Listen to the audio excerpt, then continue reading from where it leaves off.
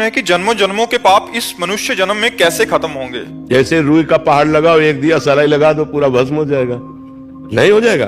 तो ऐसे ही ये दिया सलाई केवल भगवान के पास है, हमारे पास नहीं है, आपके पास नहीं है। भगवान ने कहा सर्वधर्मान परित्यज्य मामेकम शरणं व्रज अहम त्वाम सर्व पापेभ्यो मोक्षयिष्यामि मा शुचः।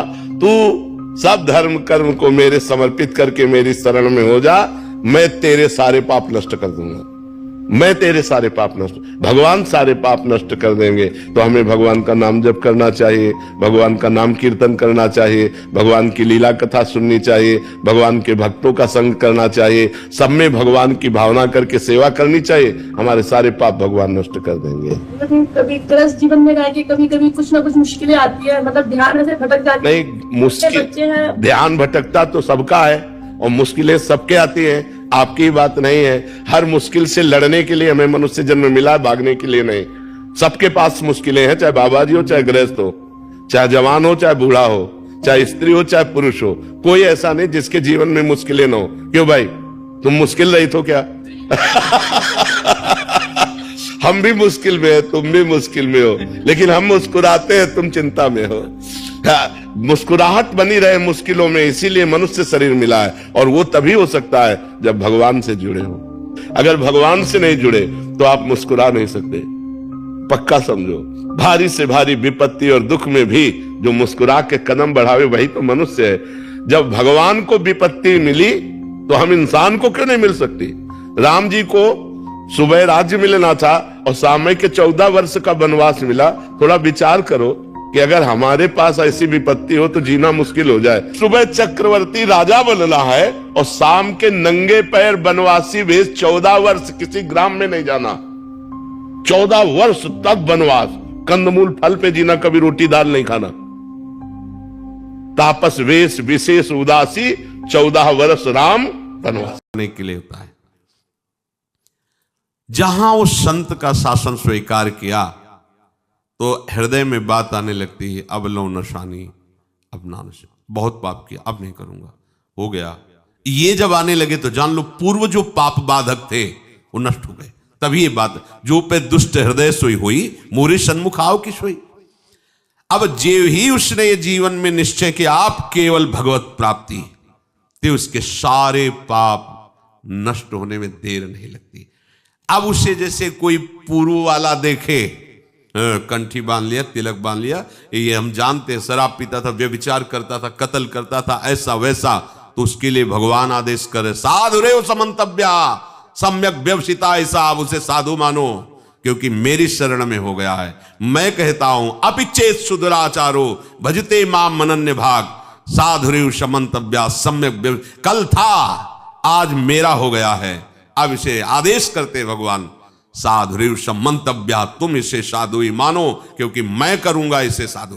करो सद्यते ही, उसी के आगे श्लोक क्षिप्रम भवति धर्मात्मा, बहुत जल्दी मैं उसे धर्मात्मा महात्मा बनाऊंगा।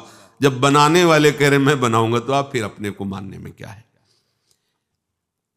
ऐसे उसके पाप नष्ट हो जाते हैं जैसे 100 वर्ष से घना अंधेरा छाया हो और आप प्रकाश प्रकट करें तो 100 वर्ष में ही क्या वो अंधेरा नष्ट होगा क्या? ना, 1 मिनट में खत्म हो जाए। वो प्रकाश जो ही जला अंधेरा खत्म। ऐसे ही पाप नष्ट होता है।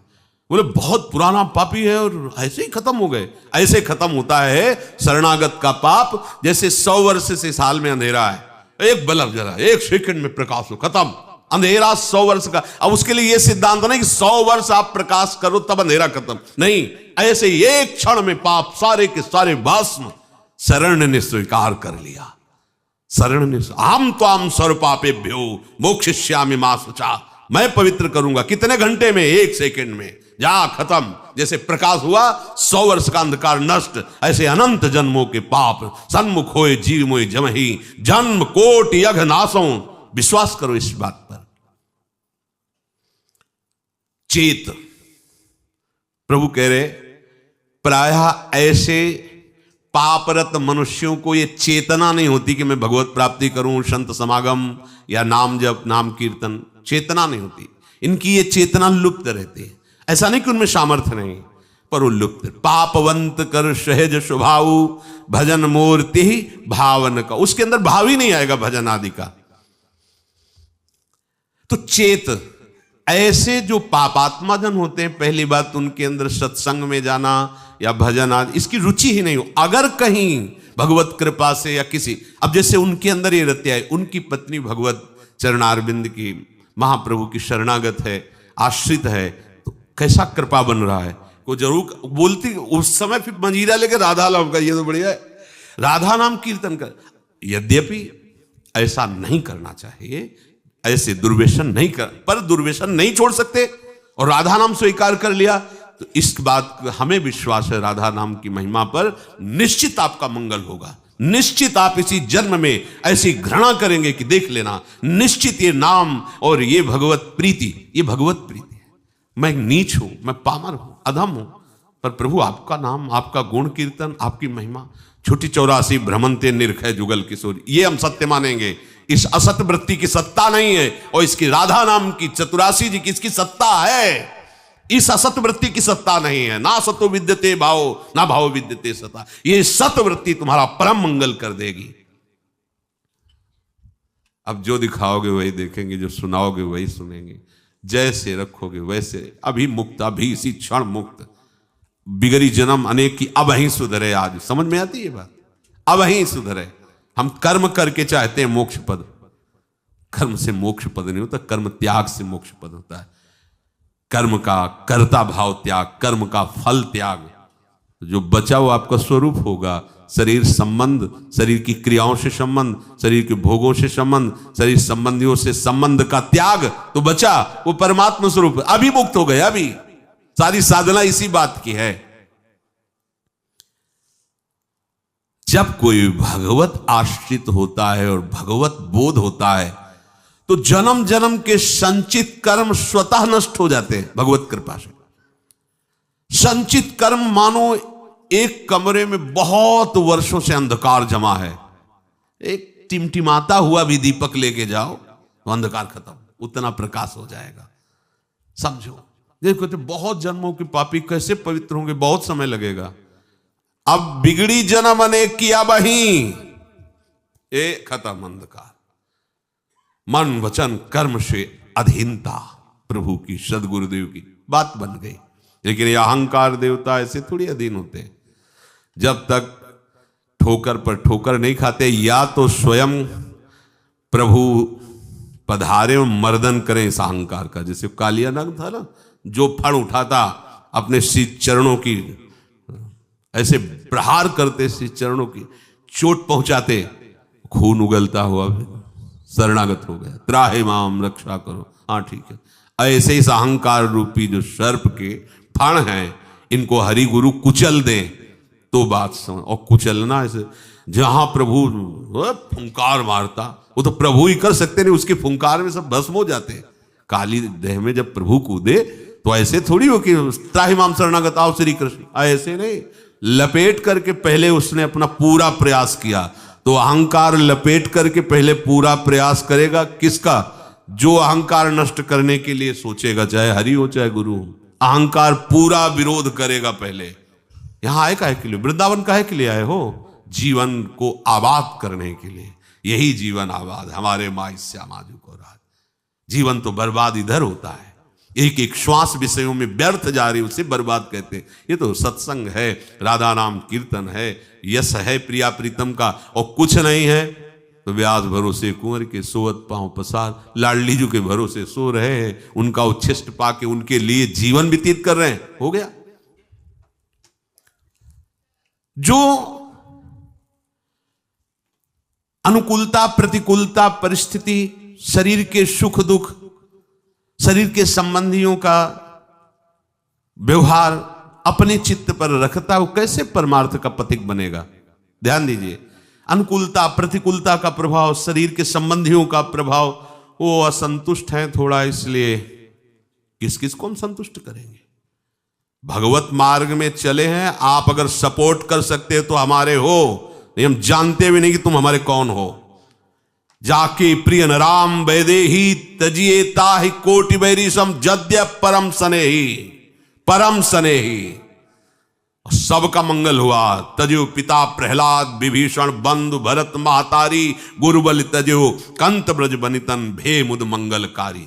ऐसा नहीं कि आप परमार्थ के पथिक होकर किसी की प्रसन्नता के लिए आप परमार्थ को छोड़े, प्रियालाल की आसक्ति को जो आप स्वीकार करने के लिए बढ़े, उनके नहीं, आप किसी का नहीं।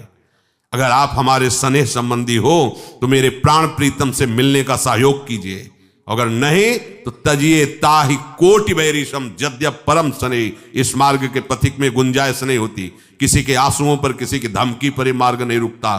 ये मार्ग केवल हृदय की उत्साह संपन्न वृत्ति से भगवत मार्ग को स्वीकार किया जाता है। अब जो होगा देखा जाएगा।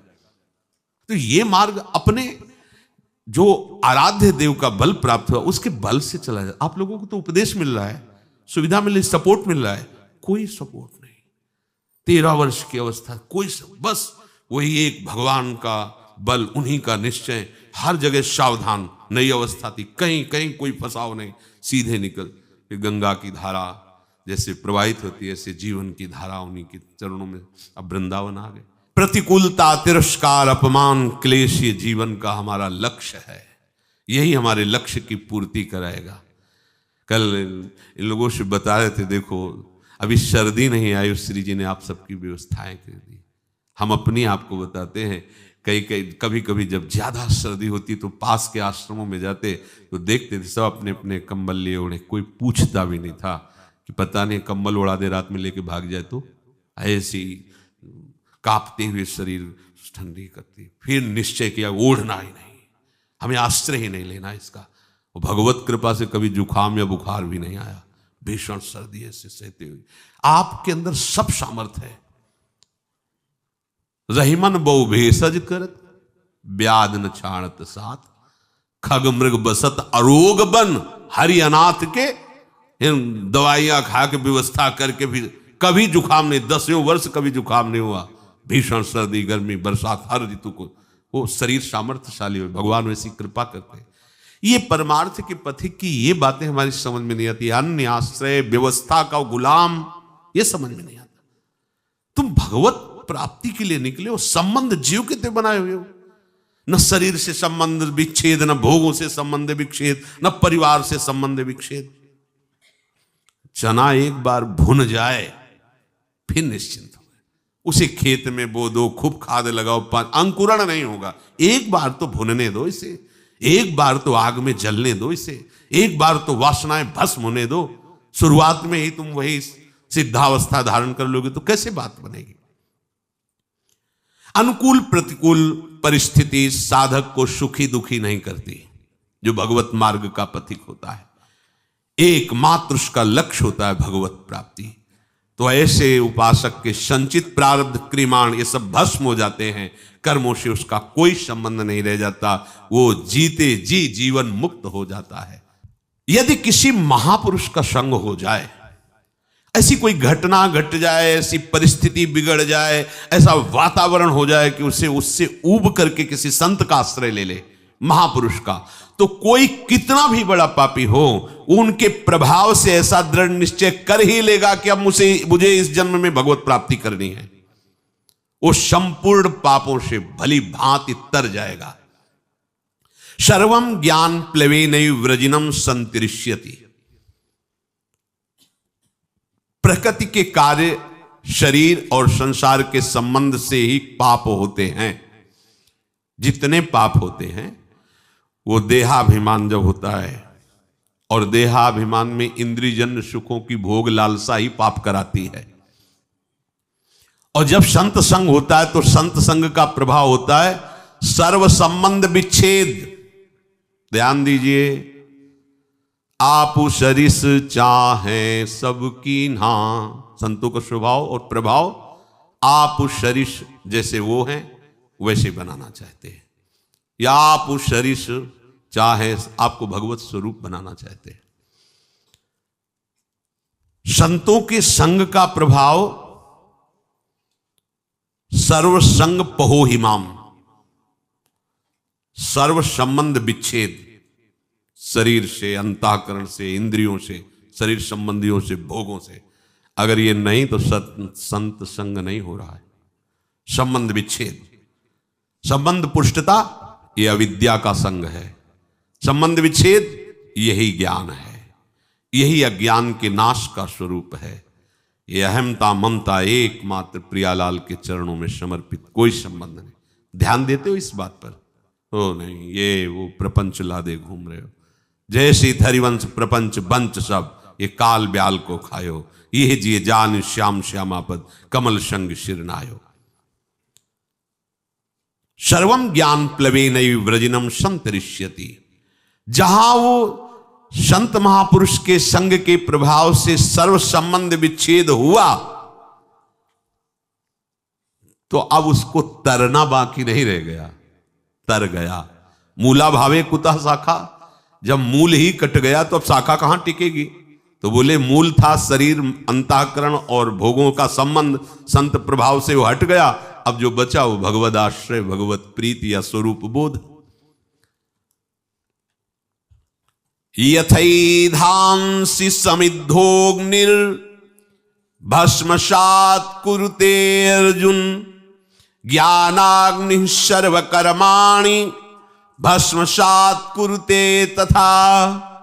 हे अर्जुन, जैसे प्रज्वलित अग्नि ईंधनों को सर्वथा भस्म कर देती है, ऐसे ही जब संत संग से ज्ञान प्रकट होता है तो संपूर्ण कर्मों को सर्वथा के लिए भस्म कर देती है।